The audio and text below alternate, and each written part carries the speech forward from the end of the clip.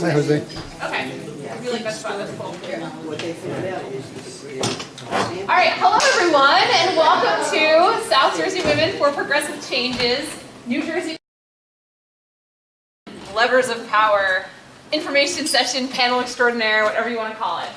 We're really grateful to have you here today. And we're very, very grateful in particular to the Universalist Unitarian Church of Cherry Hill, who has been an unbelievably gracious host to us from the beginning. We're a very grassroots organization. We don't have any funding. We are totally built on sweat and passion, and the Universalist Church here has just been welcoming to us from the get-go. So Susan Druckenbrode here has reminded us that the bathrooms are out in the hallway on the left. So if anyone needs to use the facilities, that's where they are. Okay, hold on. Oops, that's the end of the slideshow.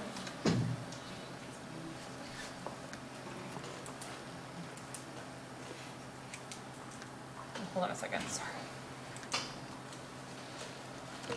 Okay, so today's panelists here, we have Stephen Danley, who's a professor at Rutgers Camden. Wave, hi Stephen.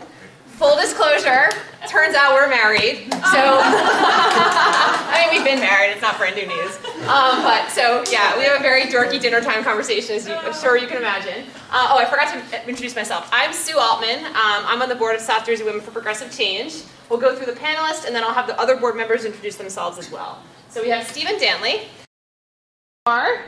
Kelly's a professor at Rutgers as well.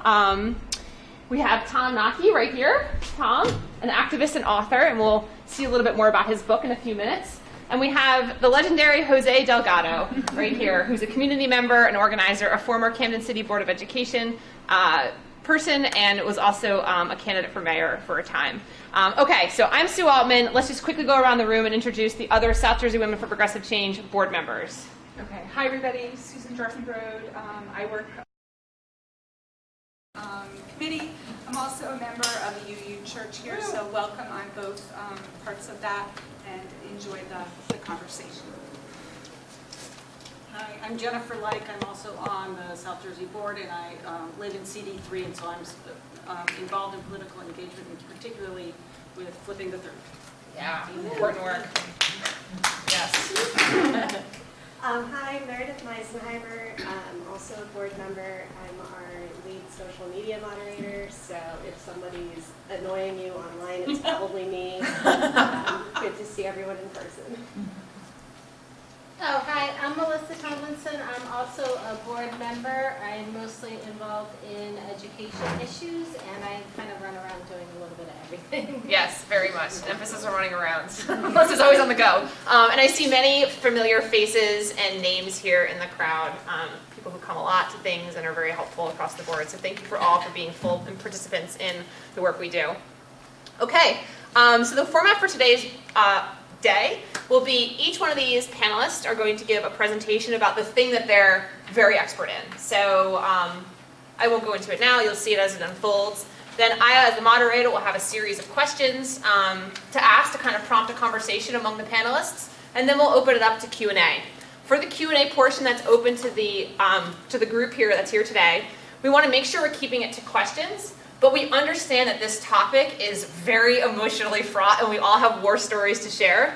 So if you feel the need to tell a war story, what we're going to do is we're going to put it over at Meredith, our moderator, has a pen and a Post-it board, and you can go ahead and tell your story, and then at the end, when we're all mingling at the end, everyone can read it. So I might be a little ruthless in keeping your question to a question and direct you over to Meredith to write down your want the stories, we think they're important, and they're an important part of this discussion. We just want to make sure we're respectful of everyone's time. All right? Fair? Cool. All right, so with no further ado, our first presenter is Stephen Danley. Take it away, Steve. All right. You'll just have to give me the signal. Sure. This is an awkward place to sit, but of course the cord's not long enough. How's everyone doing today? Great. Wonderful to see you.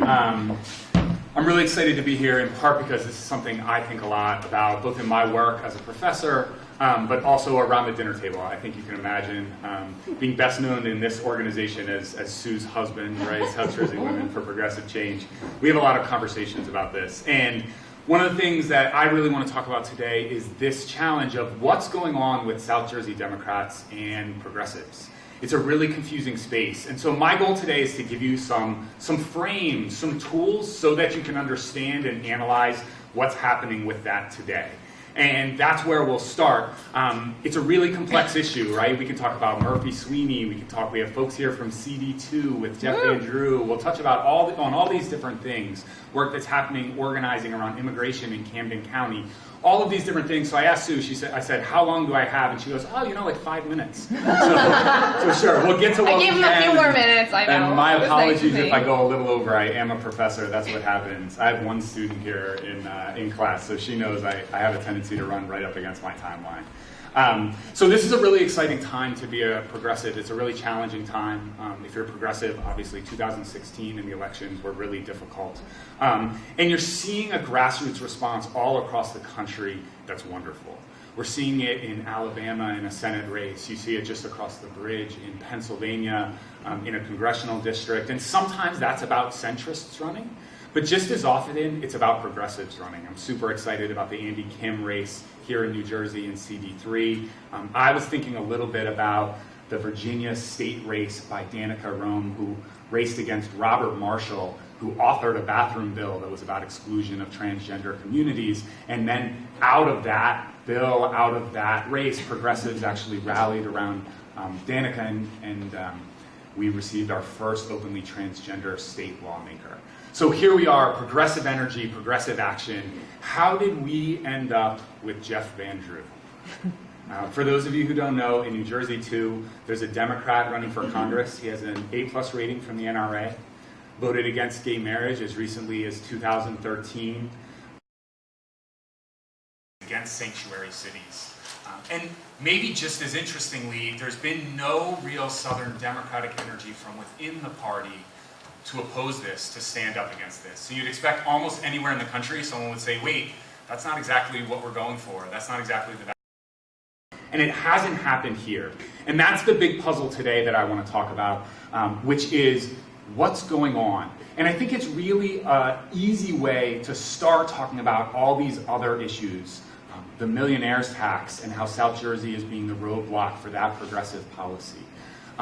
The idea that here in South Jersey we have a Betsy DeVos light education policy of school choice. A whole number of different things that are playing out at the state level that are tied into this, this dynamic. Ask how to use the mic so you can hear on video. Sure. Can you not hear me enough, Steve? I'll try to be a little bit better. I'll scoot in here. And so Matt Friedman and NJ Playbook wrote about the Jeff Van Drew race. Democratic power broker George Norcross said he has spoken with Van Drew and encouraged him to run for the open congressional seat and pledged my support. Norcross's support makes Van Drew the frontrunner if there's a contested Democratic primary, which there has been, thanks to Norcross's ability to easily raise millions of dollars and his de facto control of a major super PAC. Which is to say, we have all these dynamics here in South Jersey. South Jersey versus North Jersey, issues of progressives and local Democrats, these issues of how do we win races and stand up for our values. I want to talk about how to get them together.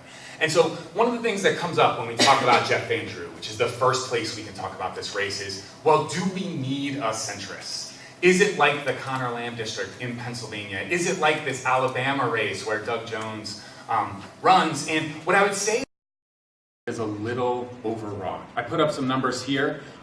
That district was actually won by quite large numbers.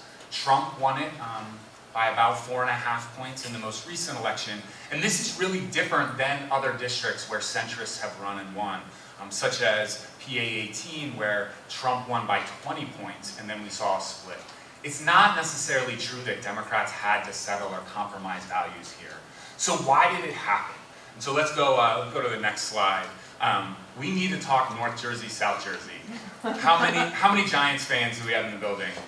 All right, let's all. I know. I'm a North Jersey girl from way back when. How many Eagles fans do we have in the building? Yeah. All right, we can cheer our Eagles fans. So the basic idea being there are these sharp cultural divides, and some of them are really natural. You know, North Jersey is more oriented around the media markets, there's different cultures, there's different businesses that work there in South Jersey. But you would think, here you have this hub of Democrats in North Jersey, that this would be good news for Democrats. Natural partners, and that's not how it plays out. I have a quote here if you want to pull it up. And this is from Rutgers Camden. I tell people all the time that we are fairly lucky in that once you go north of our area code, most of the people in government fight amongst themselves. We managed in the last 15 years to consolidate our elected leadership to act as one, and it's simple. We're only 28% of the state. In order for us to get our fair share, we have to be unified against the rest of the state, which is divided. Which is not saying anything that's a secret right now. It's been pretty obvious throughout the last 15 years that our success in bringing resources to this region is on the basis that we have a unified bloc of a bipartisan nature. We have Republican-elected legislatures in this region who work together with us. Bad thing. This is the starting point for understanding South Jersey politics, which is that it's a struggle over resources, not a struggle over values. And so when you have a situation like that, you're looking for both public dollars and for the intersection of that with the private sector. This is from an article called A Political Web in The Guardian. And it talks about Camden, which is deals with most directly, about the connection between campaign donations, policies, and bringing resources to a region. Many of the tax breaks in South Jersey involve projects connected to Norcross, the Democratic power broker, whose tacit support for Christie is widely viewed as vital to his 2009 victory over the then Governor John Corzine. Norcross is on the board of Holtec, the nuclear equipment manufacturer. He also sits on the board of Cooper Hospital, which both received a grant and is the indirect beneficiary of two more, one to build housing for its students, the other to Diagenics, which the state authority said moved to Camden to work with Cooper. Some recipients also have business relationships with Norcross and his family. Over the last 3 years, Cooper has paid more than $1 million to Norcross's insurance brokerage and more than $2 million to a law firm partially owned by his brother, Philip, though the hospital's financial statements said those relationships predate George Norcross's tenure on the board. Although with his firm working for Cooper, Philip Norcross's firm represented the 76ers for the negotiation of the team's $82 million in tax credits. This is the best way to understand. There's an intersection between public dollars, private interests that influences elections, that influences how it's run. And it's not only South Jersey. There's a book, The Soprano State, and it dives into how this goes all around the state. This is just from a story about Bob Menendez. 2 months before the 2006 general election, the U.S. Attorney's Office launched an investigation into a rental deal as in a nonprofit organization. As a landlord for the nonprofit, Menendez collected more than $300,000 in rent. While as a member of the U.S. House of Representatives, Menendez helped the agency paying the rent get federal grants. Employees of the agency, the North Hudson Community Action Corporation, contributed $33,450 to Menendez's campaign. If there's a unified theory of South Jersey politics, it's that South Jersey needs more resources and that everyone can win. Politicians can get money from donors for their campaigns, can get businesses for their private interests, and it can move the interests of the community forward. And that's really the starting point for how South Jersey works. So take me to the next slide here. There's a playbook for how to do this. I don't know if we have any How I Met Your Mother, but I think of Barney's playbook a little bit. And this has to do with New Jersey-style democracy, which really starts at the county level. I'll talk briefly about my time a little bit. But we have county committees, and county committees have control over how democracy works. The most famous piece of this is the line, which I'm sure a lot of you are familiar with. So on the ballot, Democrats all line up and the county approves a Democratic line. And you can actually push one button in New Jersey to vote straight down that line. It's considered a huge advantage in local politics to be on the line, in part because you can end up in what's called ballot Siberia if you're not. Which means that if you're not on the line, you're in a less on the ballot, sometimes as far as 9 or 10 or 12 spots to the right, very difficult for people to see. It's a huge organizing opportunity. And so that's one place that county committees do that. That intersects with the ability to fundraise. It intersects with the ability to get things going nationally and reach national networks. The DCCC depends heavily on county committees to identify groups early so that they can throw support behind candidates. And of course, that's exactly what we've seen in CD2. So how does that work? I'm a big fan of The Wire. I'm an urban studies professor. And Lester Freeman says, follow the money, right? Well, you can see one of the only ways to break into politics in New Jersey is to donate directly. So this is from Corzine's run for governor earlier in the 2000s. During a 17 stretch in mid-October, a 17-day stretch, as he prepared to declare himself a candidate for governor, Senator Corzine gave $342,000 of his own money to 16 Democratic county organizations across New Jersey, right? And then those chairmen turned around and endorsed him, which gave him the early lead for the governor. Similarly, with our current governor, Phil Murphy, the early Democratic favorite in last year's race for New Jersey governor, has donated at least $1.15 million to state and local Democratic organizations. Follow the money. The way to break into this system is in part to go to that county level. Now, this gets back to one more quote this is from an article by Richard Reese that deals with Norcross and his strategy in South Jersey to bring the resources together. Norcross devised a plan of attack that focused on the big picture and his backyard. Laskin's state Senate seat and the Camden County Freeholder Board, which today oversees a $289 million operating budget and influences the appointment of countless jobs, control the freeholders and you control the county. String a few counties together and you overcome their weaknesses in the legislature with sheer fundraising might.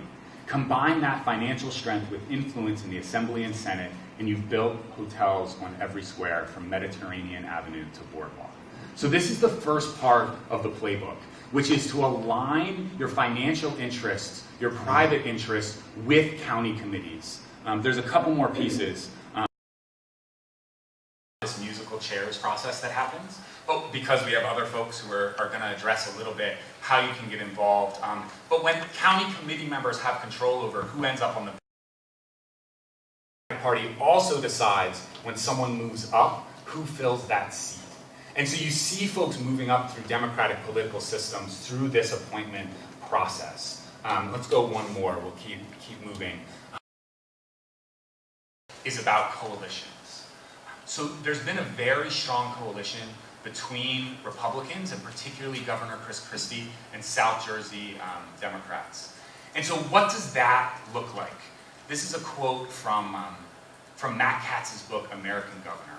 On election night 2009, Norcross emailed Bill Pelletucci, Christie's political aide-de-camp, to tell him the breaking news that Christie had just beaten Corzine.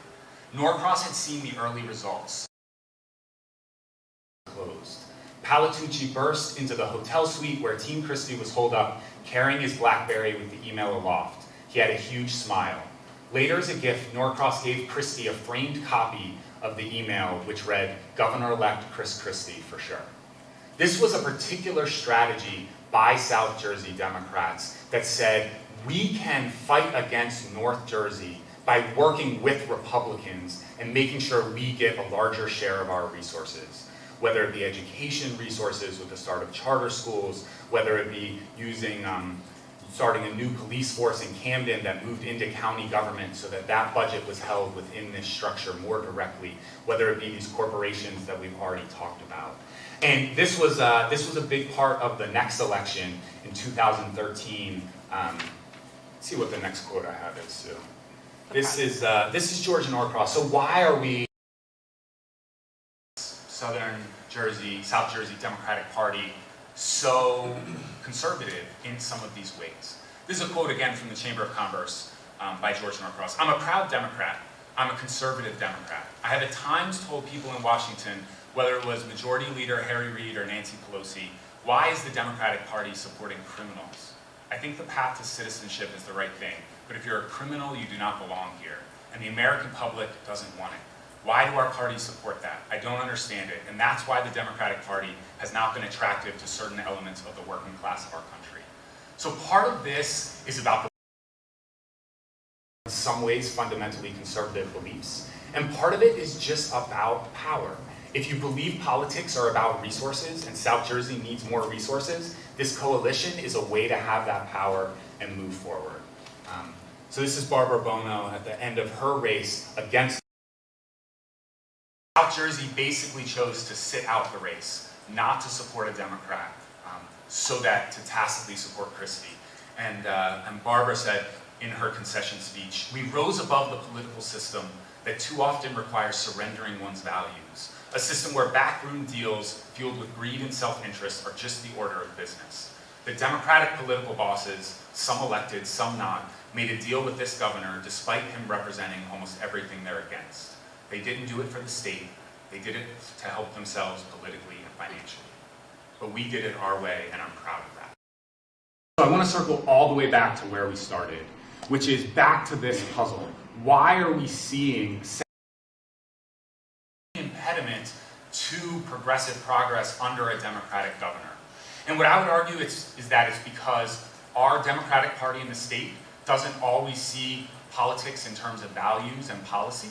They see it in terms of a specific struggle over dollars that go north or south, and that there's that power, that impact of county committees, the way that conservative coalitions are built are specifically designed to bring more resources to this part of the state. And that's where I'm going to hand it off. Thank you very much. All right. So I'm going to shift gears a little bit, but then kind of come back to the party dynamics here. My name is Kelly DeMar, and I work at the Center for American Women in Politics. Hopefully you're already aware of our organization, but if you're not, we're based at Rutgers University in New Brunswick, and then I also teach at Rutgers Camden. We've been around for we're almost at our 50th anniversary, and our mission is to advance women's political participation, both in the state and nationwide. We sort of have two large strands of the work that we do. One is research, so why we keep track of the numbers of women in office, again, in New Jersey and nationwide. You've probably seen us be quoted for how many women are running this cycle. That's our tracking those numbers every day. And then in addition to numbers, we do research, sort of why are the numbers where they are, what can we do about it, and why does it matter? So we just recently finished a project on the impact of women in office, why it matters to have women there. All of that research informs our programs, which include Ready to Run New Jersey, which you should all join, come to every March. It's a campaign training, 2-day campaign training program. We do a program for college women called New Leadership. And we also have a program targeted at younger people called Teach a Girl to Lead, which is to make women's public leadership visible to the next generation of leaders. And we're also engaged in this cycle in a project called Gender Watch 2018, which is tracking gender dynamics in real time in this election. I say all that to give you a sense of what we do and what our goal is, and then how we sort of engage in this conversation in New Jersey about women's representation in the state. And some of the biggest impediments, of course, are the machine and the party system in New Jersey. First, I think it's helpful. I think it's a tool to remind us of where we are for women in New Jersey, and then talk briefly about the some of the major barriers, and I'm sure more of them will come up in our discussion. So there's good and bad signs for New Jersey. 16th in the country for women in its state legislature. That's actually not that bad. It's closer to the top than it is to the bottom. And it's up from 43rd, which is where we ranked in 2004. The bad is that we were higher. We were at about 10, we ranked 10th and 11th just a couple of years, within the past few years. So other states are surpassing us in terms of women's representation. Also, ranking near the top doesn't equal gender parity in government. Nationwide, the average is 25.4% of women in state legislatures. We're at 29.2% here in New Jersey. Another good sign, women of color make up over half of our women state legislators. That's unlike any other state throughout the country. So we have a high level of diversity, racial and ethnic diversity among our women electeds, but they are still underrepresented overall, right? 30% is not 50%, which is the proportion of the population that women are. So lots of plus and minuses. If you look beyond the state legislative level, which is very important in terms of where decisions are being made, and I think Stephen laid out very clearly the importance of county level offices. 28% of freeholders are women. 35.4% of county constitutional officers are women. So these are your clerks, sheriffs, registrars, and surrogates. Positive, over 50% of Phil Murphy's cabinet are women. This was an effort that we were engaged in with the administration to try to be sure that that was going to happen. And among those, again, a highly diverse set of women and men in those cabinet positions, including lieutenant governor. But just one of 14 members of our congressional delegation is a woman, right? I should say, though, there are 11 states in the country that have no women representing them in Washington, D.C. So sadly, again, we're not the worst. 13% of New Jersey's mayors are women. There's a presumption often made that as you go more local, there's more women.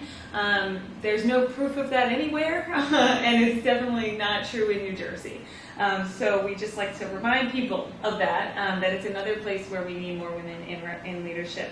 If you look just at our top cities, so 30,000 and up, it's still 14.7% women. So you still have a high level of underrepresentation. 5 county executives are women. We only have 5 in the state. But when it comes to county party chairs, really important position when you're talking about the line and you're talking about recruitment and who's going to get tapped for these other positions. 4 of 21 Democratic Party county party chairs are women. 3 of GOP county party chairs. And these are high in any recent history. So that's an important point that we can talk more about. Finally, just because I think, again, going even more sort of local and thinking of places where you don't actually have to put your name on a ballot, even there, we're struggling to be sure that women have a fair level of representation in the state. We do a project, an appointments project at POP to try to increase these numbers. As of August, so this is before Murphy came into office, so hopefully these numbers are up, but we haven't done a spot check and folks aren't all these appointments aren't done yet.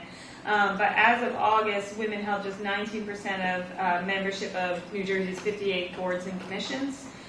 There's a number of those where there are, I think there was 10 or 11 where there were no women on the board or commission. So it's another place where we should be looking for, we have opportunities for women, but also that dearth of women. So I'll wrap up, but just to point to a couple of the reasons. So why are the numbers where they are? What are we focused on? The networks that we're talking about, these sort of entwined networks that are really dominantly male, dominantly white networks, making the decisions about who gets to be on the line, who gets to run, who gets the resources, have been a huge struggle for women to break into. When they do break into them, there's also concerns about how much they are beholden to the party. And so you do see women break in and be successful, but then at what cost? And so we have some examples in the state of women like a Loretta Weinberg who ran off the line and aren't beholden to the party in that way. She will tell you that is rare and that is hard. And so how do you navigate that system? We know nationwide that parties act as gatekeepers to women. It's not just a story in New Jersey, but the strength of parties in New Jersey and their influence is even more significant. So that gatekeeping role is highly influential. And I will just say this, it can work both ways. If the party made a concerted effort to get more women in, they would actually be able to do it. Unlike in some states where the party doesn't have that much power. We saw this from 2004 to 2009. There were a bunch of men who got kicked out of office for corruption. And the Democratic Party in particular, but Democrats and Republicans said, oh, we should get women in because the women clean house, obviously. We got that role.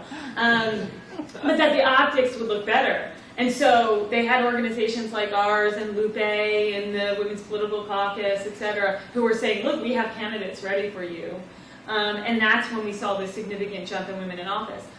That's not a sustainable option to increase women's representation. I mean, maybe in New Jersey it's a little more sustainable to deal with corruption issues as an avenue for women in office. But, you know, they should be tapping women not just to make themselves look better, right? And so that's been a challenge in New Jersey. And then the last thing is making sure that the women in New Jersey both understand the system, which is why programs like this are really important, as well as have a support network because they might not have the traditional support network. So what does that mean? Our Ready to Run program tries to do that, Emerge New Jersey tries to do that, an organization like this tries to create those spaces where and also learn what they need to do to navigate the networks that are there and that can be impediments to getting into office. So I'd be happy to talk more about those things as we have our conversation. Wow, great. Thank you. Awesome. All right, Tom, you ready? Sure. All right. We have two. Okay. I've converted your PDF into slides, so I'm just going to follow as you talk, and hopefully it'll sort of connect to the slides that you gave me. Okay, thank you. Yep. I 28 years and was very involved in a lot of things.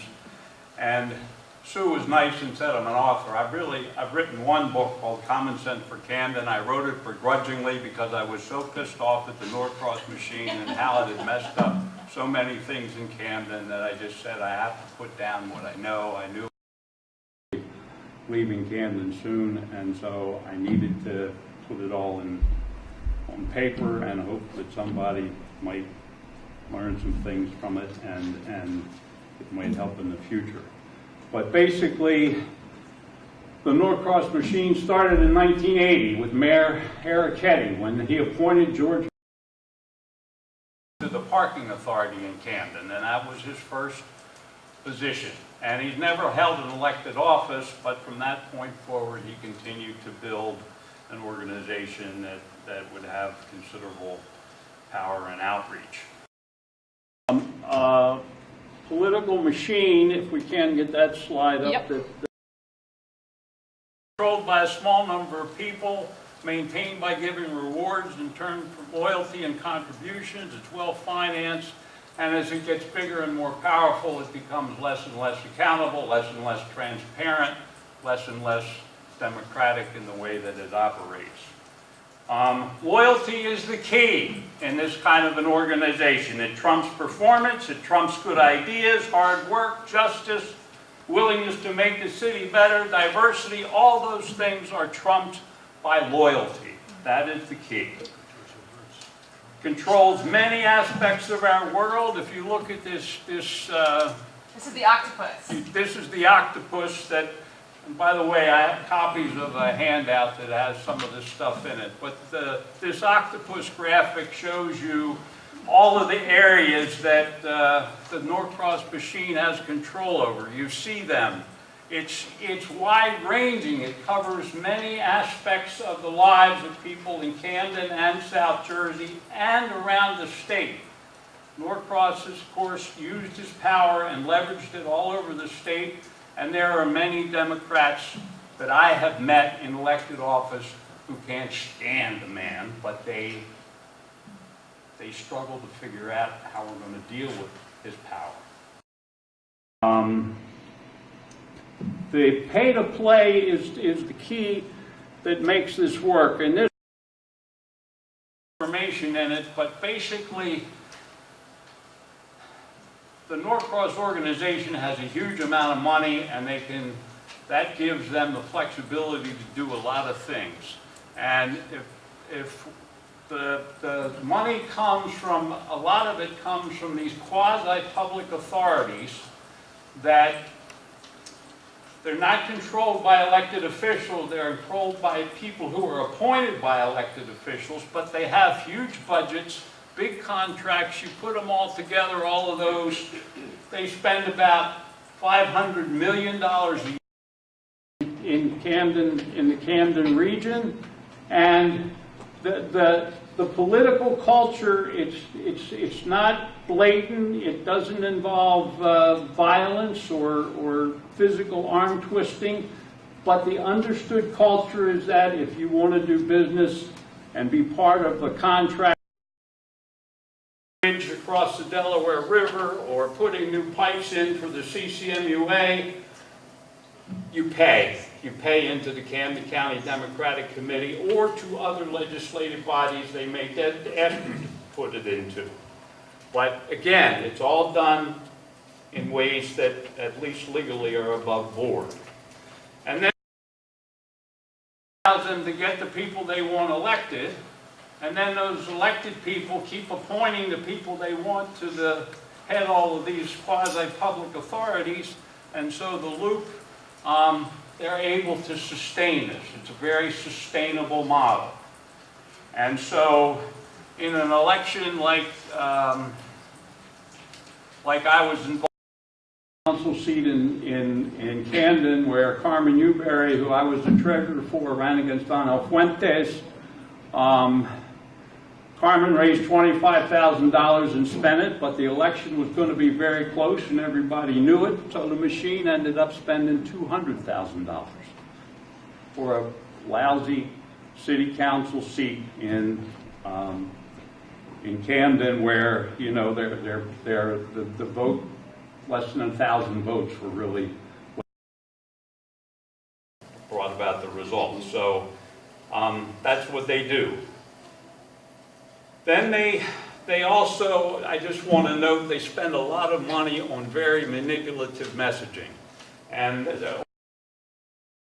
their literature that they put out over the years, but they do these mailings that are very sophisticated, extremely manipulative, border on lie, straight up. But this is the kind of stuff you can get away with in an election campaign. And some of you have definitely, certainly seen the literature that they're using now to try and manipulate us to believe that the Norcross, Donald Norcross in particular, is a progressive politician. He stood up to Trump. Well, anybody with half a brain will stand up to Trump, right? What kind of courage does that take? And then second, you know, he supported, he co-sponsors now the single-payer bill, H.R. 676. Give me a break. He has no intention of supporting single-payer in his lifetime, nor does the machine.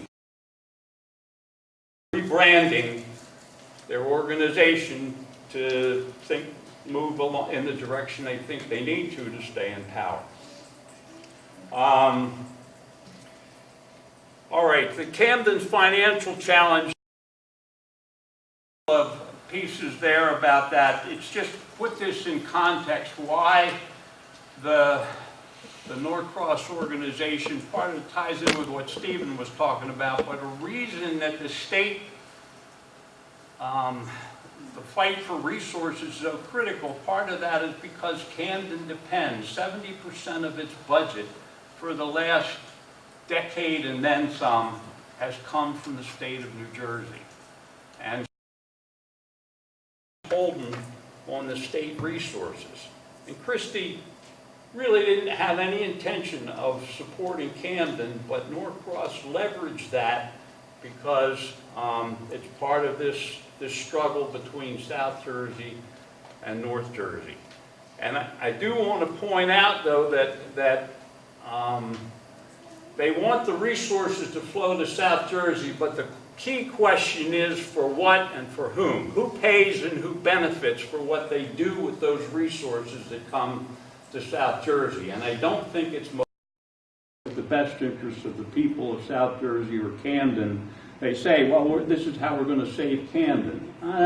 Not buying that, because if you look at a lot of what they do, the key question is who's benefiting and who's paying for all these development projects. Not so much as the residents of the city, clearly a lot for the corporate community. So there's a whole list of things that are in the handout that are kind of the down. The tragic bottom line is that You know, the human potential in Camden is still severely underdeveloped. Voter turnout and regiment engagement in civic affairs is, I don't vote in Camden. It doesn't make any difference. Why the hell should I bother? You know, it's all tied up.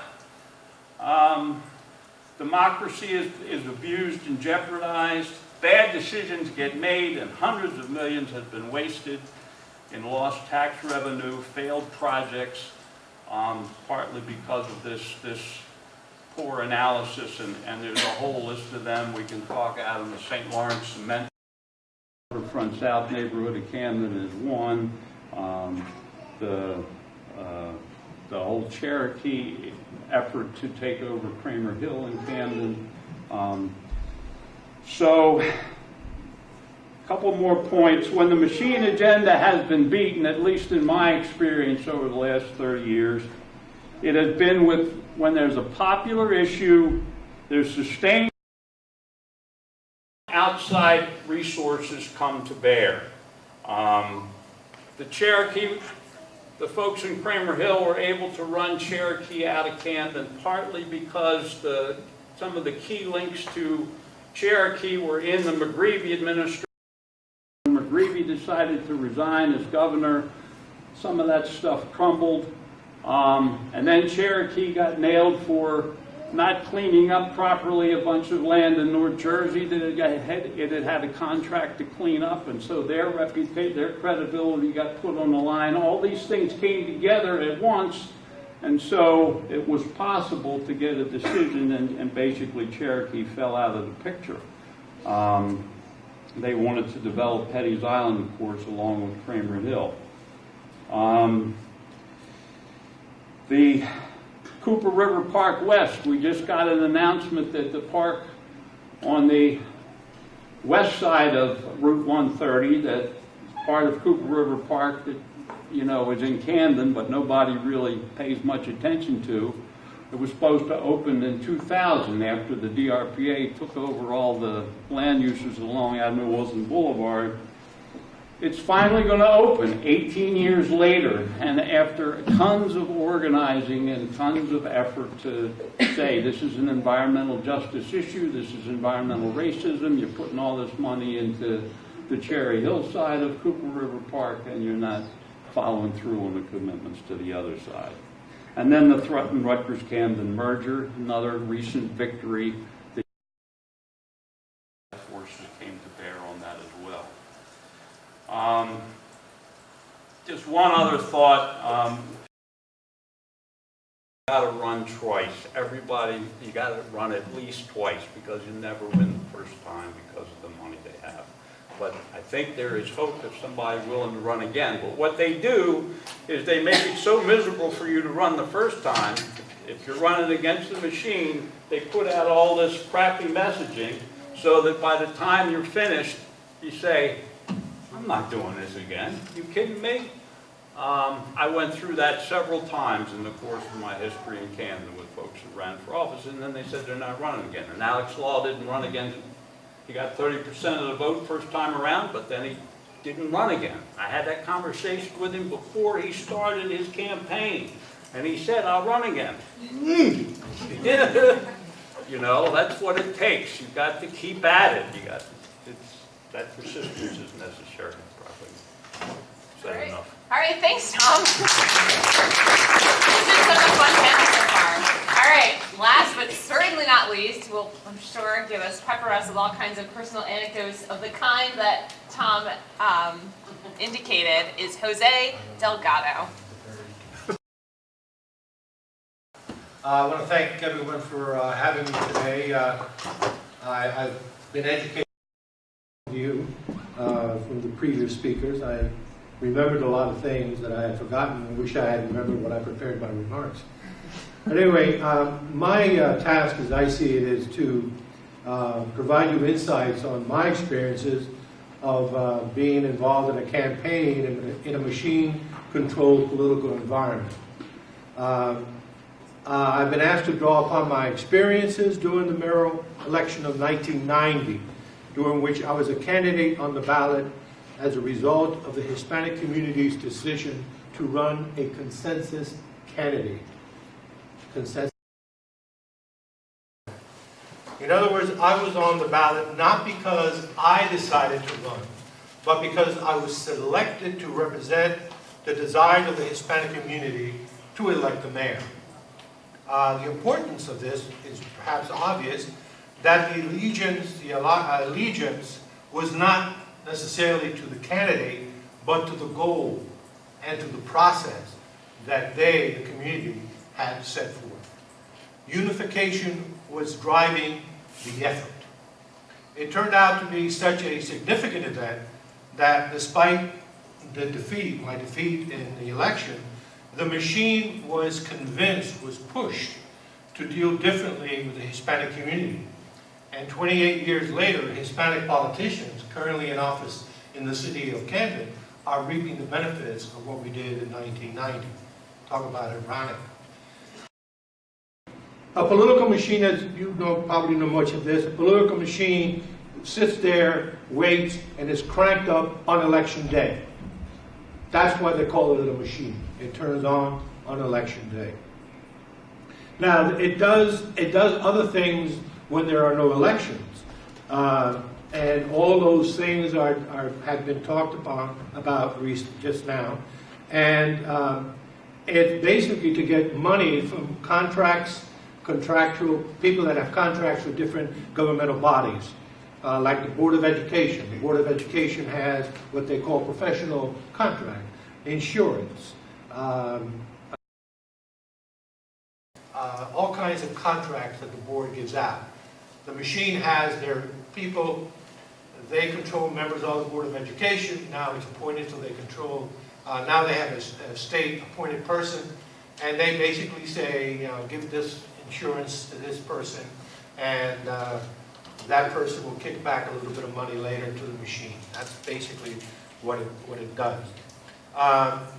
Now, it uses that money to recruit more people, and it uses that money to discredit individuals and to buy off potential rivals. They identify people. Well, that person is really doing well. We've got to keep an eye on this. Let's give this person a position on some board and get him out of the politics. It does things like that. And also, when you're dealing with a machine, you have to understand, oftentimes you're dealing with a group of people and their families. These are the people that are on election day. It becomes a family affair. Tia Juana and Tio Miguel together, oh yeah, election day, let's go out and get the vote. They get paid a little bit of money, and it's like a little party. And again, don't underestimate what people will do to keep their jobs or the jobs of a family member. They will do anything practically to do that. Now, you have to also understand at the local level, at the city level, that running against the machine is tantamount to putting up a hot dog stand next to a McDonald's. That's what you're basically doing. Now, to have a chance of prevailing in that situation, you better have the wherewithal to locate lots of hot dog stands in the neighborhoods closer to the clientele, and you better be able to sell a juicy, super delicious product. So you have to overwhelm them. They have the location, they have the money, they have the capital, so to speak. That's it, but that's it in a nutshell. It's not about your particular stand on the issue. It's not that much about your candidate, or if your cause is as pure as the driven snow. It is not about good versus evil. It is about getting out the vote. If you get out more votes, you win. If not, they win. That is why the machine candidates rarely attend debates, especially those conducted by community organizations. That was our experience. That is why you are likely only to see the machine candidates in highly orchestrated photo ops. They don't want their candidate to say anything. That can only spell problems. Machine literature is also an adventure, and I think Tom was talking about that. And I'll give you an example. When I ran, one of the people that I ran against, Reverend Randall and Thompson. What's his first name? Aaron. Aaron Thompson. And Aaron Thompson was appointed mayor, and then he had to run for the unexpired term. And he didn't say much at all. To this day, I don't know what his stand on the issues was, which wasn't important. But anyway, there was no literature from the machine. And we kept wondering, why is the machine waiting? You know, what's going on? And then a few days or several days before the election, they put out 3 pieces. And I'm talking big pieces, like big pieces, thick cardboard, and really expensive stuff. And you of when they were released, but there was 3. On the front, there was a picture of an individual. One had a picture of Jesse Jackson. The other one had a picture of Martin Luther King Jr. And the last one had a picture of Nelson Mandela.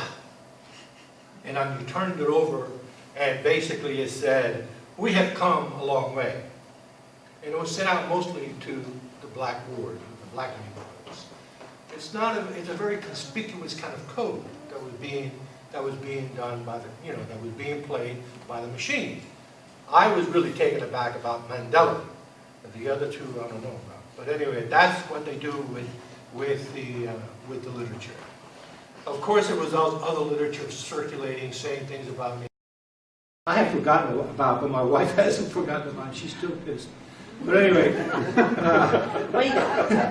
women don't forget. Anyway, now I want to break here and just say something really, really important. A lot of people say that Jose did really well in the election, and we did fairly well considering. But it really, and I'm not trying to be falsely modest or anything, it wasn't about me. It was about a group of people that decided to come together and with a goal in mind, which is to elect a Hispanic mayor to the city of Camden. And they organized it, and they had rallies, and we had like a meeting where someone was they nominated people, and then they selected someone, and everybody was committed. We raised about $50,000 in 2000 in 1990, that was a lot of money, So that, and one of the things that I put here was I must also acknowledge that our effort was blessed with a group of women who were always more willing to work than to debate. If I wanted to debate, all the men were ready to debate and discuss. If I needed something done or something, the women were always there. Sometimes they anticipated things. Like I would go and say, my wife would say, "We took care of that." Because she was involved also. I took 3 months off my job. I worked for the city, which is interesting enough. But I took 3 months off, so that was our contribution. My paycheck wasn't coming. It took us years to pay back the credit card bills. But anyway, what did we learn? What I learned for groups such as this, especially at the local level, it's best to embark on a political campaign behind unifying goals instead of a candidate. Establish the organization. Establish what you want to do. Be realistic. And then go shopping for a candidate. Don't let people, I want to run for mayor. Okay, run. Go ahead, run. But you have to establish yourself, and you have to have a presence. You have something to sell. Okay? 2, though a candidate is essential to any election, it is not the most important ingredient to a campaign. A well-run campaign can mask a candidate's weaknesses, but even a strong candidate cannot do the same for a poorly conceived and run campaign. 3, a sound campaign must have a clear understanding of the specific tasks that must be undertaken: budget development, fundraising, coordination of events and candidate schedule, messaging, talking point development, coordinating voter registration, education, motivational activity, election day resources development, and organization. And each one of those tasks has to have at least one person, sometimes 2, to do that work. It's not a committee. It is an individual. who puts it together, and occasionally gets groups, a committee to do a specific task. But you don't put a committee together to do something that is clear cut. Maybe 2 people, 3 people, but not a big committee, okay? You know what you got to do it. If you don't know how to do it, find out, Google it. You know, do something to become aware. And it has to have, you have to select someone that is willing and able to give underlying attention and time to carry out. One of the things that the machine has, it has professionals doing much of this stuff. Professionals. If you think that you're going to run a campaign that's going to challenge the thing by volunteer work, well, you know, yeah, but you better have those volunteers that have the wherewithal to give the time and effort necessary to do that. You should also, well, I'm getting ahead. The other thing that must be done is the identification of neighborhood leaders. On the 400 block on State Street, who is the leader? Doña Juana. Everybody knows her. She's been here the longest. She knows, she has contacts in this place. And you take a neighborhood, literally, you take a neighborhood and you blow up the map and you divide it and you have people, you know, there's all different kinds of, you get people to tell you, what about here? Who should I talk to here? Or who should I contact here? That's the kind of meticulous kind of work you have to do if you're going against the machine. They got the money. So you have to be able to contact individuals and sell them. Don't go out there selling them a candidate. You got to go for Jose Delgado. Well, who the hell is Jose Delgado? No, you go to them and you say, look, we want to put together an effort that you are going to be an essential part of. And you listen to them, you have a dialogue. You have small meetings, very small meetings, which grow larger and larger as more leaders at the local neighborhood level begin to buy into the effort. So you're trying to convince them to get on board because you say to them, you come straight out. You may want to come straight. Do you think the machine really listens to you? Do you feel respected? No, I don't know who the people are. Yeah. Okay. Don't be frustrated. Do something with your frustration. Do something with your anger. So that's what you do. And if they ask you who's running for mayor, we don't know that yet. We don't know who's running for mayor. We want to get organized, and you're going to help us identify the individual that's going to go to running. Okay? That's our decision. You must have, and this is very important, you must have a hard-nosed and experienced campaign manager. Sometimes 2, but no more. You have to have a hard-nosed campaign manager that's dedicated to the effort, and that person has to be dedicated to the effort, primarily the candidate secondary. Sometimes candidates say, I want to do this and right, I want this, I want that.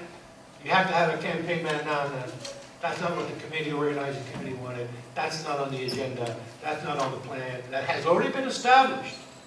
Okay? And you should really consider, when you get into the election, 6 months or whatever, a professional person who has expertise. And last but not least, you need funding. So you got to have people that know people, that know people. So you've got to identify, almost like you identify the neighborhood leaders, you got to find people that you know, businessmen, so forth and so on. Businessmen, not real big DuPont.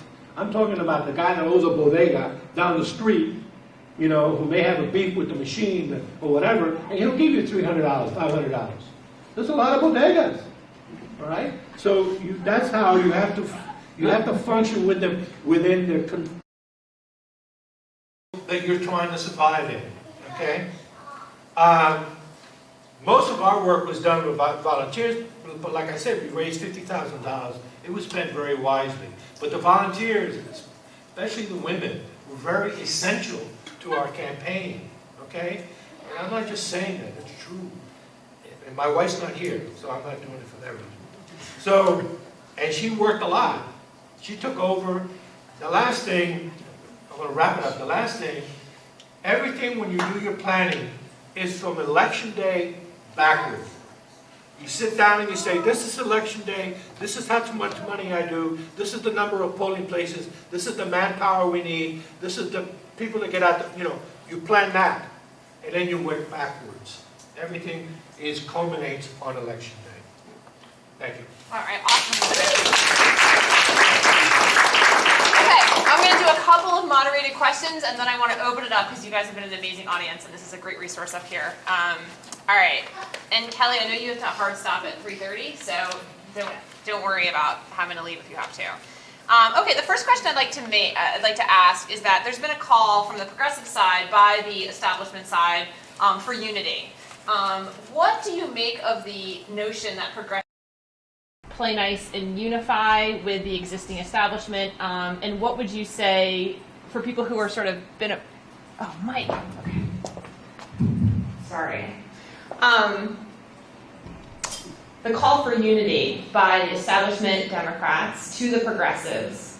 What do you make of that call, and what advice or sensibilities would you offer those among us who have been sort of approached with the idea that you should join the team as opposed to fighting from the outside?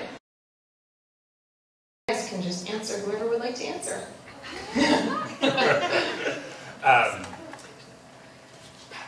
All right, so I think the best way to think about unity is with this past cycle of governor, where we had a system here in New Jersey where there was a candidate who was rallied around early and it led to voter disenfranchisement. And we had an election in Virginia where you saw a ton of competition early in the cycle between candidates. And that actually led to historic gains in the Virginia state legislature. You're talking about the governor election. Yeah, so the gubernatorial election. And so that trickles down, which is interest. People feel engaged out of democratic values. This idea that the best way to run a primary, the best way to run these different things is to pick the candidate as early as possible disengages voters over time. And so often this call for unity is a call for support and not a call for partnership. Some folks here were really involved in committee races in Cherry Hill. In Cherry Hill, progressives made a very different decision than Collingswood. Collingswood heard the unity cry and said, we're going to partner and put together a slate. At the same time, Cherry Hill said, we're going to run an election. What was the result? Collingswood got a couple of progressives on their committee chairs. The first thing they were asked to do in the name of unity was say that primaries were a bad idea, that we shouldn't have primaries, and say that other progressives are the problem. What's wrong with that? Part of that is that the problem with that call for unity is, one, they only got those seats because they threatened to run, right? So it's about power to start. The second thing is that the call for unity can be self-defeating in that it's often a call to be on the team, and then there's no room for other ideas, for other positions, for other things. And so that's my take on kind of the unity piece. Kelly, if you have thoughts on that in terms of gender, I would love to hear them. I don't know. I'm being sort of hesitant. We're a nonpartisan organization. So we're doing work that's trying to figure out the best ways to get women elected and empowered in the system. I think there's two sides to the story in that regard, right? Because again, if you have a partisan organization that's actually making women's representation a priority, there may be a benefit of pushing for some of that unity around that principle. I think to the point Jose was making about like, it's not the partisan unity, but there is power in those numbers sometimes. So I guess, sure, I mean, the pressure to push back when somebody's just not in line with the party, that's not unity, right? That's a different definition of just trying to get people in line so that they don't challenge the party. I think a lot of women who have been willing to run against the line, right, are confronting this challenge. trying to have been sort of pushed or pressured to not run or to stand down in that way. That's a bigger problem for the folks that we're dealing with, I guess, than just straight out, on principles, what are you trying to ask people to do? Let me just comment. No fact is that after the election, in our defeat in the election, George Norcross reached out and wanted to have a meeting with me and some other people. So I got some people together, and we met at Harbor League, and we had a meeting. And basically, what he wanted was him and join the machine, and I guess be consumed by the machine, work with the machine, and not so subtly, I was basically told, there's a future for you in the machine, and you can be an assemblyman, and a freeholder came up, and nothing direct, but I got the message, and so forth and so on. But because it wasn't my campaign, I was the spokesperson. I didn't have to, but I went back to the group. And I said, look, this is what they want, blah, blah, blah. So everybody started, no, there's a lot of work that we have to do to unify more of the community. We have to build on our failure, which was really a success. Say no. So I said no. So George turns around, and using money and power and leverage, he destroyed the unity of the community because there were people that needed jobs and so forth and so on. So that effort was, that's how he got over. But our efforts said no, through me. And it all depends. If, like in Collingswood, every situation is different, but let's take Collingswood. If the agreement had been with the group of people that were supporting those two candidates, I have no problem with that. Because if then it come with that nonsense of doing that, no, you better talk to the people that supported us. It's not us. So you better have them in the room. Don't talk to me behind some door. Let's have a community meeting, and you tell them that what they represent, that they're the danger, that there's something wrong with them. That's how I would handle it, and that's how you have to handle it. Thank you, that's great. All right, my next question, playing devil's advocate. Why not, these are about the Norcross brothers, which I think we touched on a little bit early. Why not sort of consider George Norcross a philanthropist, a humanitarian, patron saint of Camden, semicolon. Why not embrace Don, his brother, the congressman, as a progressive hero? Why not embrace him fully? And what are your thoughts on the dynamics there and how we should as progressives consider both of these men in terms of their legacy as well as, in one case, our elected official?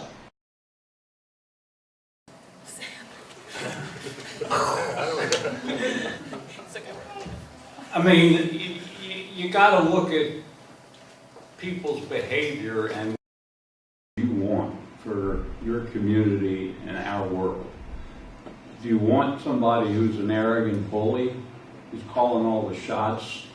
Is that much power in the hands of somebody ever a good thing? I don't care if it's George Norcross or Mary Smith. Do you want the kind of power that we have in South Jersey in the hands of a few people like that? Is that what our system?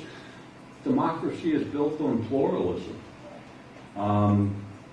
Lots of different points of view, lots of different interest groups, open debate and engagement, and,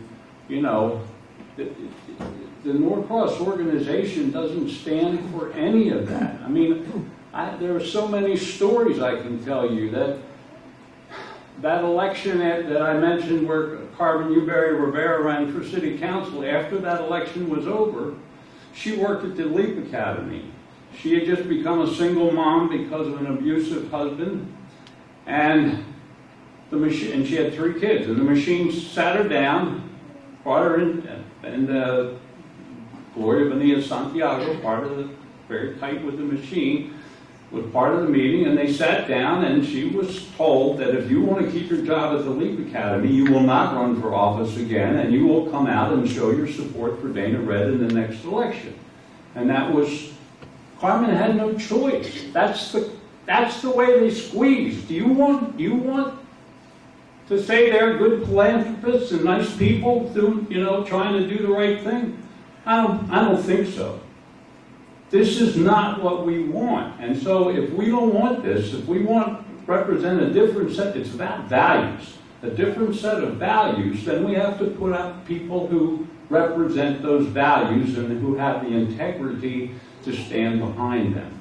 It's going to be a struggle, but it's not worth putting up people and then letting them co-opt you, because the way they co-opt people, they're very sophisticated in doing that. That's what they do. They make you fall in line once you manage to get elected. The pressure is on, and you got to have people who are prepared for that and are going to stand firm. Yeah, the other thing, again, I don't want to, I know you heard me, but I just want to, when you start talking about individual candidates, they can pick off individual candidates. They can threaten individual candidates. That's why groups like such as yourself is so important, because when the group becomes recognized as a source of power, not a personality, not a person, even though you have to have a good candidate, then it's a little bit more. That's why animals roam around in herds. You know, the individual that strays too far from the herd gets jumped. Okay? So you have to have this idea that we are sincerely together. We're going to stay together as much as we can. And we're going to confront all of these obstacles together. We're not asking anyone to stick out their necks too far. We're going to pull you back in. That's the only, because that's what the machine does. Believe it or not. They protect their own. Big time. Great point.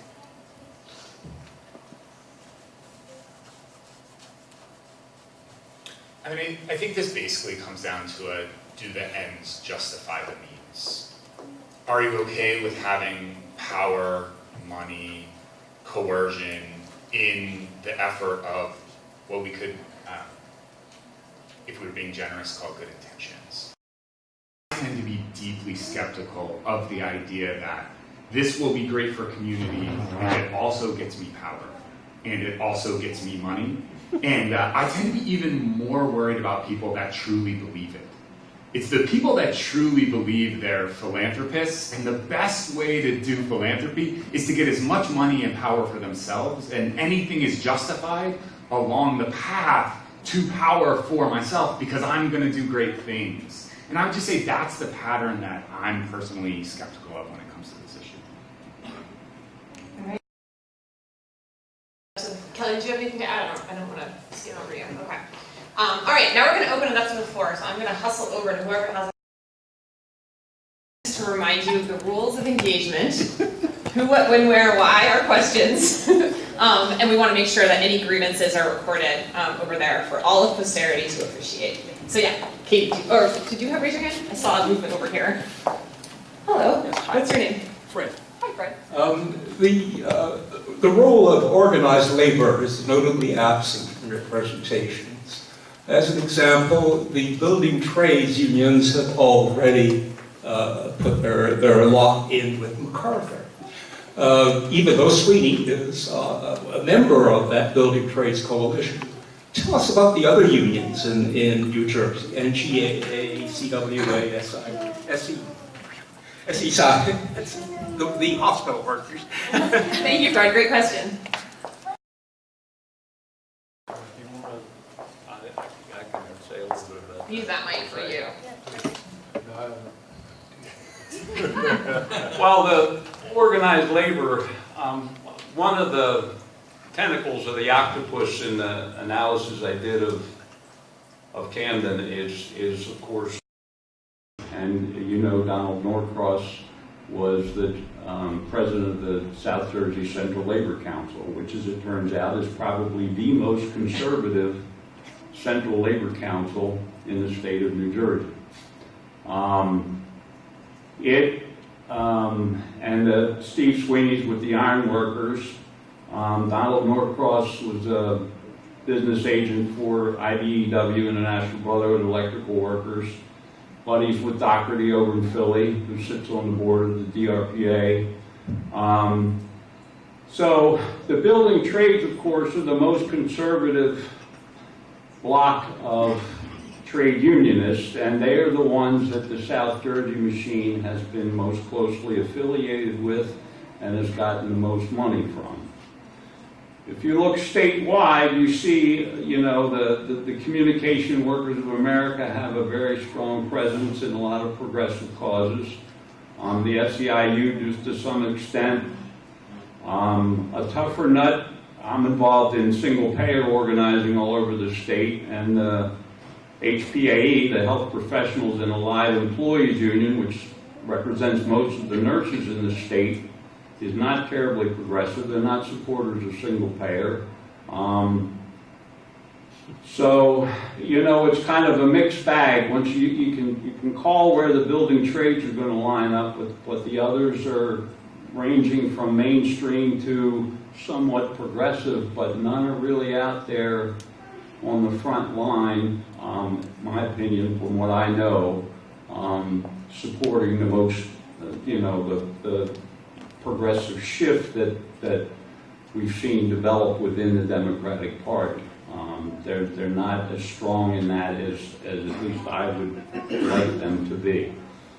But just another story about Donald. I love to tell this story because we had this great coalition in Camden that was coming up with a living wage ordinance. And the purpose of living wage ordinances is one thing the city can do is it can only award contracts to companies that will pay people a living wage. So we had this coalition, included community groups, some labor people from around the Camden and Camden County, and we finally negotiated a bill, and we met at the South Jersey Central Labor Council headquarters in Pennsauken, and where Donald Norcross was then the president. And we worked out a deal where the bill would say that the living wage is $10 an hour, if they're decent. And if there aren't decent benefits, it should be $13 an hour. And so that's what went to City Council. I go to City Council the night when the vote took place, and they had changed the numbers to 8 and 10. And I went up to Angel Fuentes, who was president of City Council. I said, I don't know what happened. Nobody told us. He said, well, Donald told me to change it. He told me to change it. This is an elected official. Told me to change it. So I think the union stuff is super complicated. And I'm maybe a tad bit more optimistic than Todd, maybe because I don't have quite as many battle scars yet.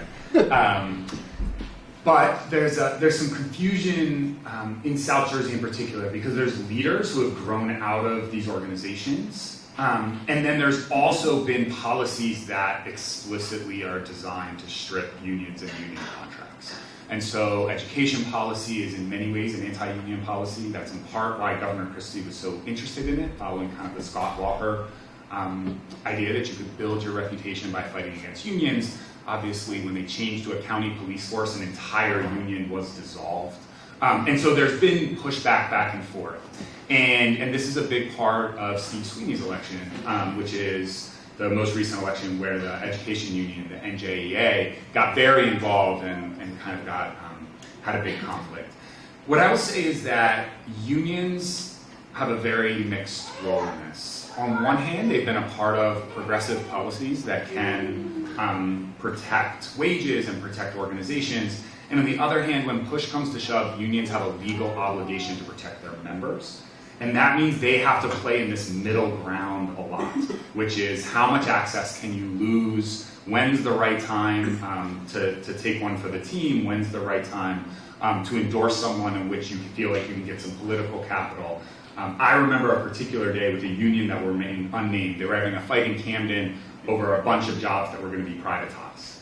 And the same day that they sent out their action for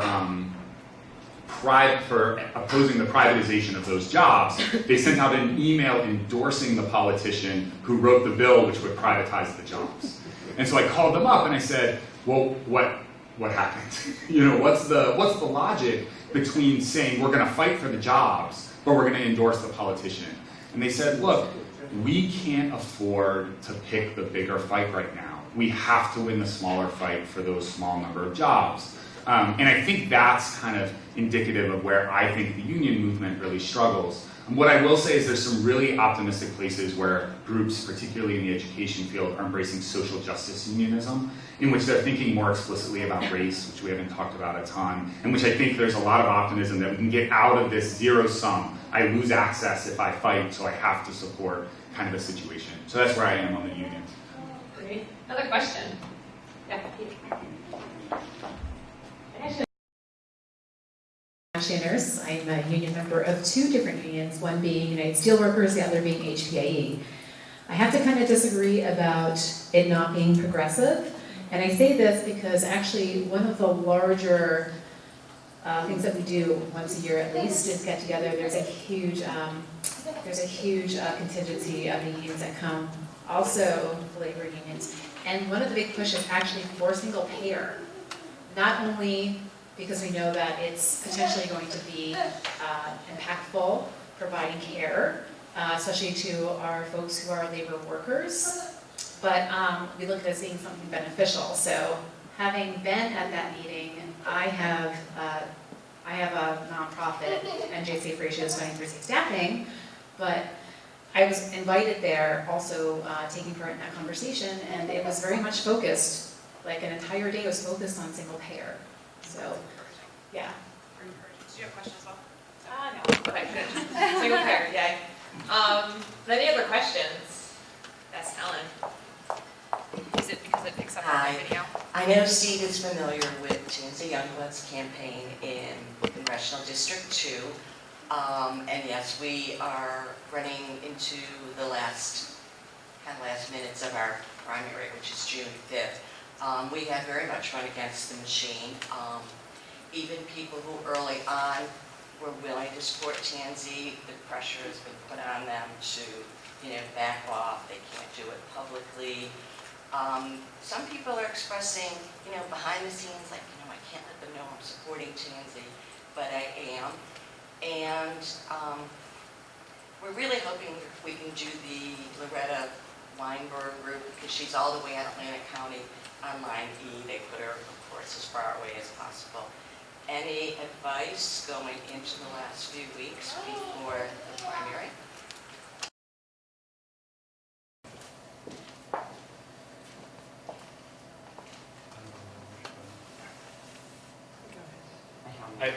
There may be some space. I'll try to give specific CD2 talk, and maybe if there's some space to talk challenges women face in these situations more broadly, Kelly can jump in or not, if we feel like there's space there.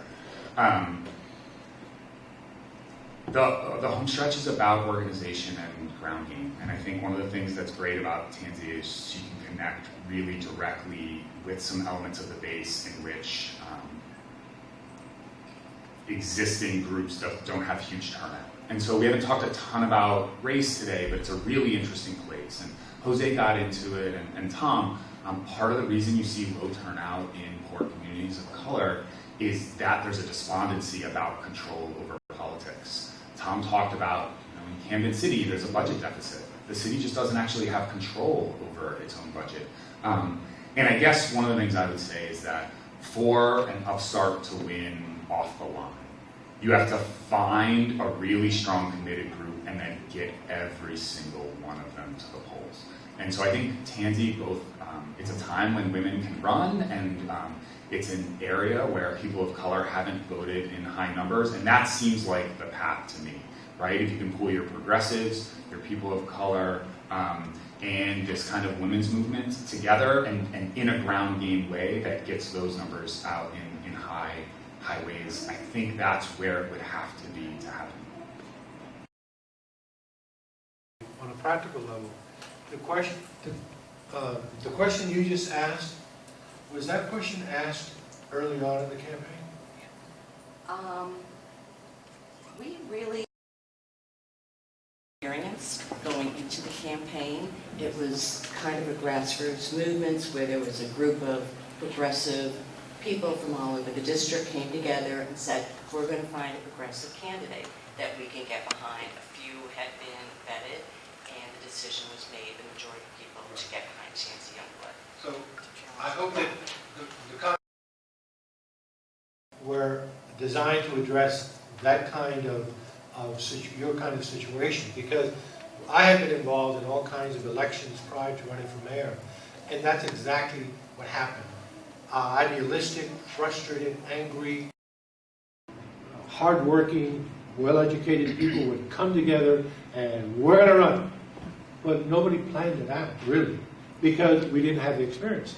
And let me tell you, I made a ton of mistakes in 1990. Many of the things that I was telling you today, I sounded perhaps hopefully coherent, was based on the mistakes that I made. I'm trying to impart mistakes, not just things that I did, but things that I wish I had done. But again, one of the other speakers said, if you don't win this time, don't give up. Learn from your mistake. Next time, lay low, plan from election day backwards, and surprise the hell out of it. That's all. Kelly. Yeah, I mean, I think it's challenging to give good, solid advice in the last couple of weeks, but I do think the long game of this is that a couple of things, especially for women of color running in this cycle, we are not going to win a lot of these seats. And that the reality, the sort of outcome of that cannot be that then people give up and say, oh, it was a failed attempt, we're not going to do it, or oh, it was so frustrating, we're never going to run again. So, you mentioned this earlier, the promise that you was going to run again. And I think that's a piece, not to assume a loss already, but if it's unsuccessful this time because all the powers that be are stacked against you, it does not mean that the next time you wouldn't have chipped away at some of that support, right? People start to know who she is. People start to understand what she stands for. She can then run against the person who wins and say, look, you thought this was what you were going to get from this person.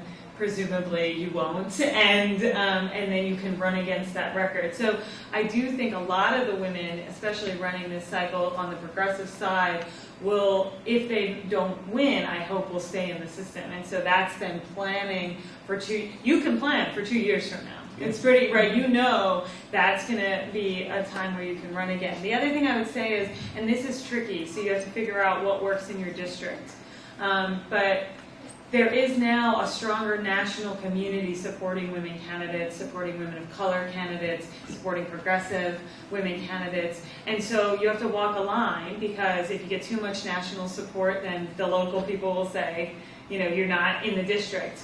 But I do think that they can bring attention to things, especially to the inequities with party machines. It doesn't mean that they can successfully challenge Norcross, by having a national organization come in. But it does, I think it can help to put a spotlight and put some pressure, especially when you're talking about a group of individuals who are highly underrepresented in a party that says they're progressive and inclusive. And so I think that's another sort of way you can pressure the system and weaken some of those ties for the next election if it doesn't work out this time. I just asked Steve if Will Cunningham was still in that race and there's another candidate. That's part of the problem. At some point, the progressive forces need to sit the candidate. We need a couple of you that aren't doing as well or haven't raised as much money to step aside so that we have a better chance in the primary. There's a guy who's a single payer supporter who's used that issue to run a Twitter campaign, and I know he asked for the three of them to sit down and kind of make that where that stands, but I do think that might help, because I do think Tansy is probably the best candidate, and she's done the most fundraising, right? And she's got the best organization. Yeah, and much better organized. She's the only one I got a phone call from, so. All right, we're going to go one more audience question, and then we're Let going me to just add real quick, 2 sentences. When I started, remember this phrase, consensus candidate? And that's, I think that's what we're all talking about. That if you were pushing a philosophy of your position, a vision of government, local government, that comes first. And then the candidates sign up to that. Successful. We took care of that by selecting one person. hopeful note. I'm afraid I'm going to disabuse you of that. Okay, what you've taught us so far is plan on losing the first time. Don't be surprised. Maybe you'll win the second time after you win, because if my South Jersey is going to be stripped of resources because I'm a progressive and I don't have the machine's help to get resources down there, then why do I even want to run as a progressive? Because bottom line, regardless of what the public policy is, I want the outcome to be people are better off.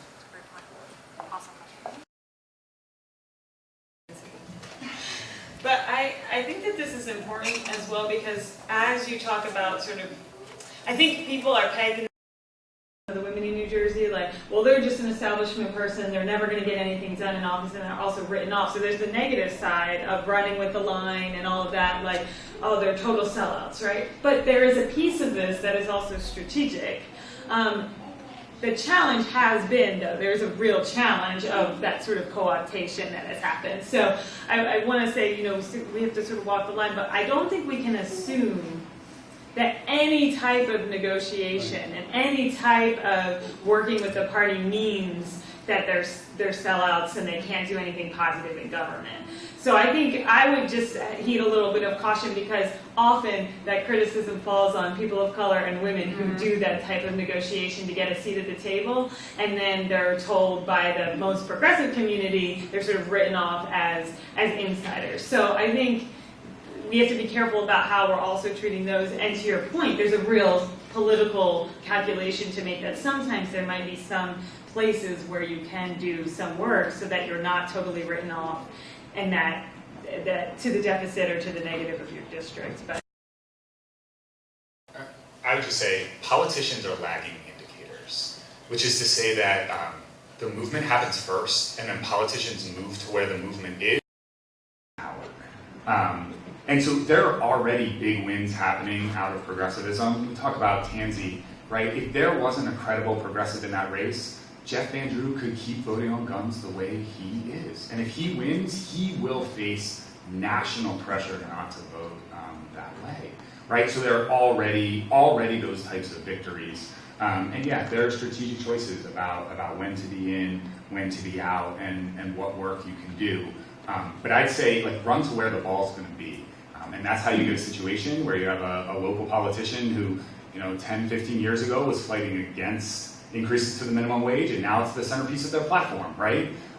What changed wasn't the person, what changed was the pressure coming from outside groups. So there's lots of wins that can happen along the way.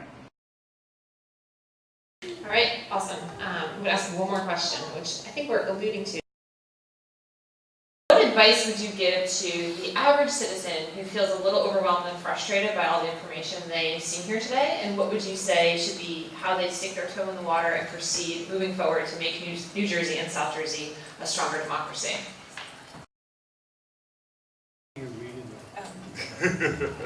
Facebook. So there's an easy thing.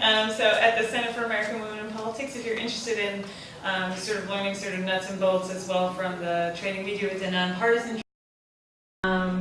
It's even if you're not running, it's for people who are working on campaigns. So if you've been working on a campaign, getting some insights from people that know the state very well and understand these ins and outs. So we have people that are coming from all sort of ends of the political spectrum. That happens every March, and then we do programs throughout the year that are sort of one-day shortened trainings, whether it be on, sometimes it's advocacy, sometimes it's about just public speaking. So there's all sorts of things that you can find through our organization as well. So we're at just cawp.rutgers.edu.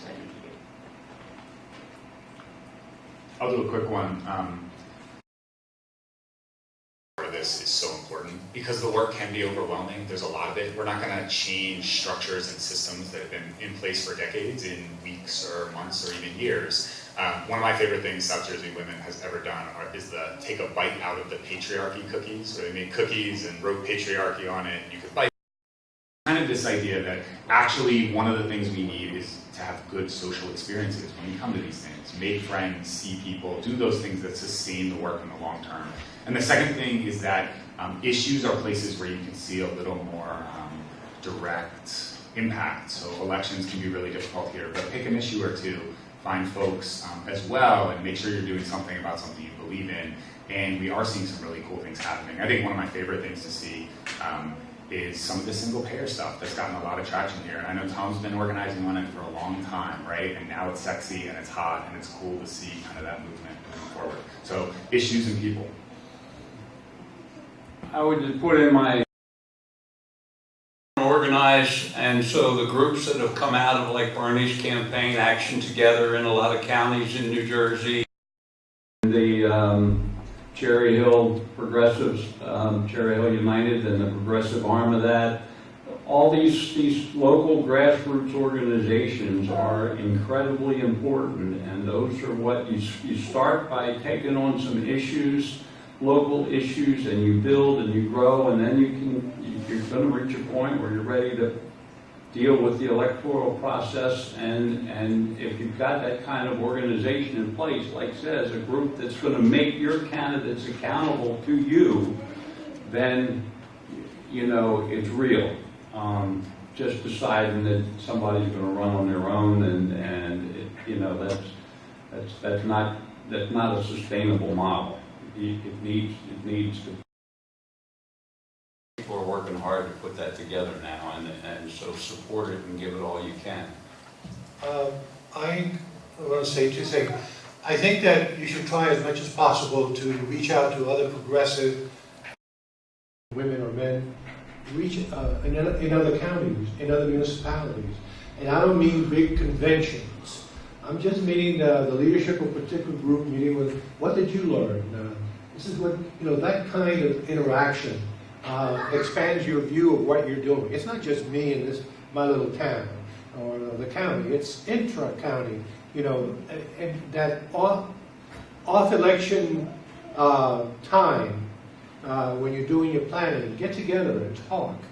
The other thing is that messaging is so important. Everybody can agree on the issues. How do you convey your views on the issue?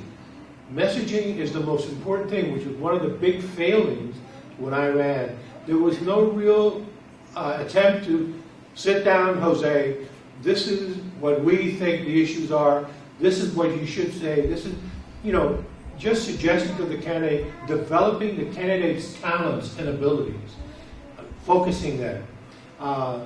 Working in that kind of way is the most important. And lastly, work on your own leadership. Maybe in going around the community, you talk to a lady or a man who had not been involved before. Go back, talk to him, bring him in. It's going to take a while. But messaging, speaking to other people outside your safety zone, outside your own group, is very, very important. That's the only thing. Awesome. Thank The you. indivisible groups too, obviously, very building. Indivisible. Individual. All right, awesome, thank you. And I would just answer my own question for progressive change, that we're in it for the long haul, and a lot of this momentum, providing on-ramps, habits of action, is stuff that will build this progressive infrastructure in the long term. And whether it's from the inside or the outside or every which way, we know that we're in it to win it. So thank you all for coming today.